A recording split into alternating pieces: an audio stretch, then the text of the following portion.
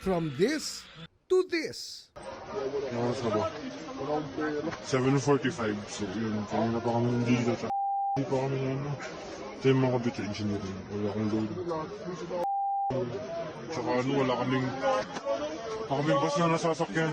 Sa ganito na uwi ang masesanang field trip ng mga estudyanteng ito ng Best Link Colleges of the Philippines na idinao sa Hermosa, Bataan noong January 26. Sa kanilang hiling, itinago namin ang kanilang mga mukha at binago ang kanilang mga boses para protektahan ang kanilang pagkakakilanlan.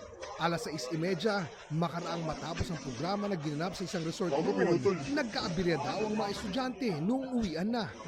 Marami raw kasi sa mga bus na sasakyan nila pabalik sa Quezon City, sa ibang barangay pumarada. Kaya marami sa mga estudyante na pilitang maglakad ng ilang kilometro sa madilim na highway.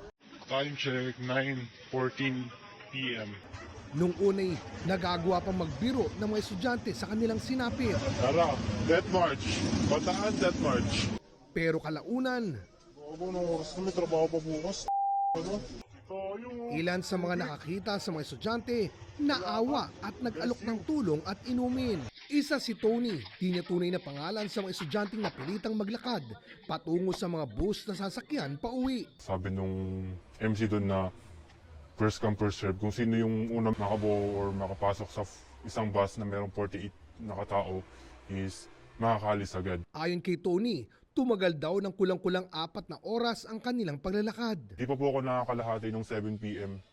hanggang 8 p.m. Marami na po ako nakitang nahimatay. 3 hanggang 4 na po yung nakita kong kinuha ng mga rescuer para bigyan ng first aid. Isa sa mga muntik umanong himatayin ay si Roy, di niya tunay na pangalan. Nahihirapan na po ako huminga tapos nagdadagawa na po yung paningin ko sa pagod po. Buti nilang umano at may mga residenteng nahabag sa kanila. Sa isang pahayag, sinabi ng Commission on Higher Education na masusi nilang iniimbestigahan ang pangyayari. Nag-issue na raw ang CHED ng show cause order laban sa paaralan.